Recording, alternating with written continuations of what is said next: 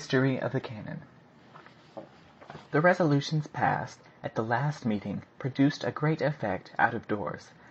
Timid people took fright at the idea of a shot weighing 20,000 pounds being launched into space. They asked what cannon could ever transmit a sufficient velocity to such a mighty mass. The minutes of the second meeting were destined triumphantly to answer such questions. The following evening the discussion was renewed.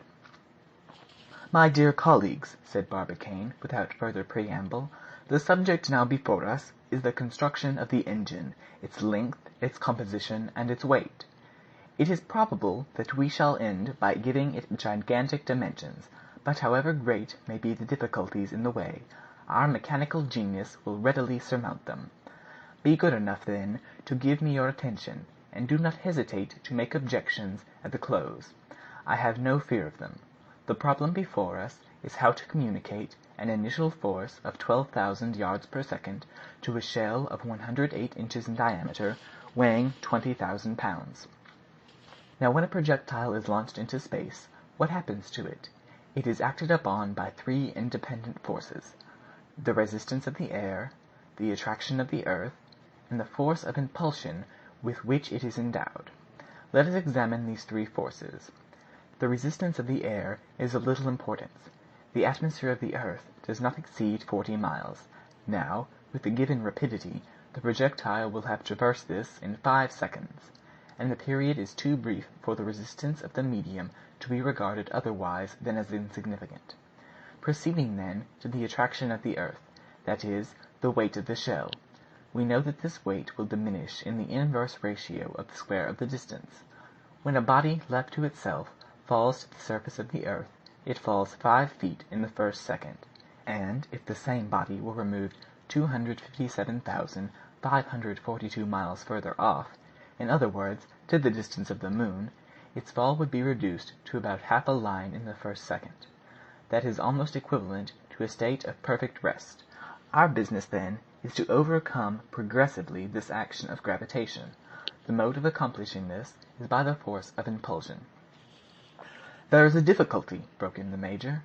"True," replied the president, "but we will overcome that, for the force of impulsion will depend upon the length of the engine and the powder employed, the latter being limited only to the resisting power of the former.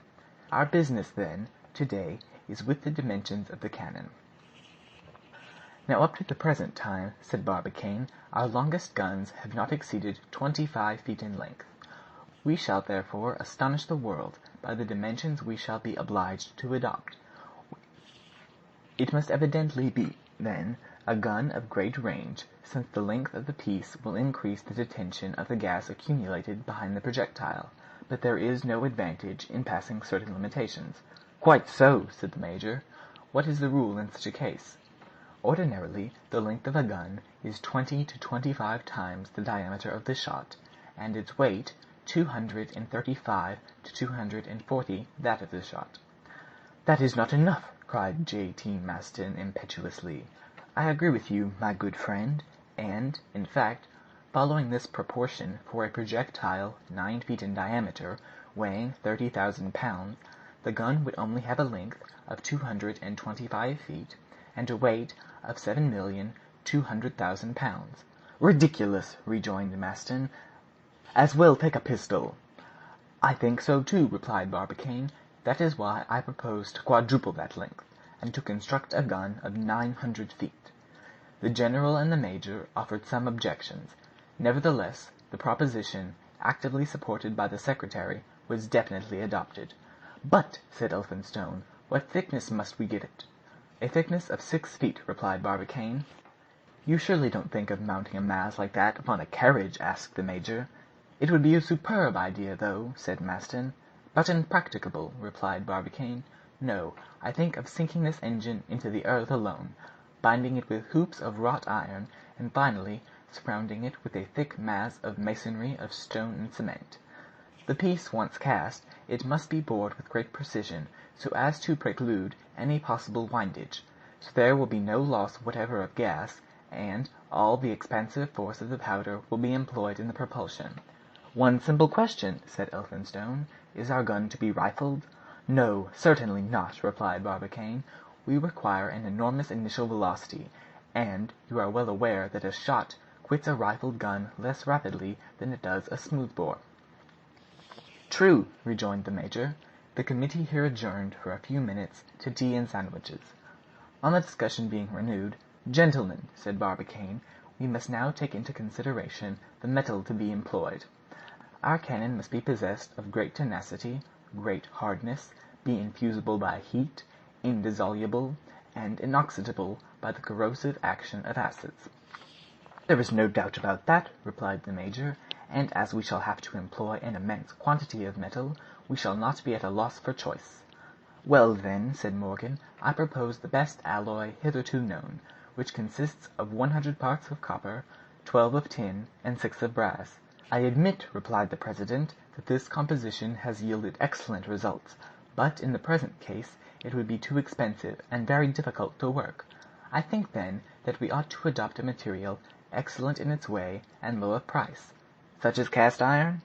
"What is your advice, Major?" "I quite agree with you," replied Elphinstone. "In fact," continued Barbicane, "cast iron costs 10 times less than bronze.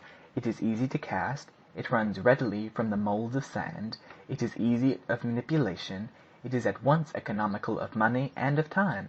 In addition, it is excellent as a material, and I will remember that during the war, at the siege of Atlanta, some iron guns fired 1,000 rounds at intervals of 20 minutes without injury." "Cast iron is very brittle, though," replied Morgan. "Yes, but it possesses great resistance. I will now ask our worthy secretary to calculate the weight of a cast iron gun with a bore of 9 feet and a thickness of 6 feet of metal."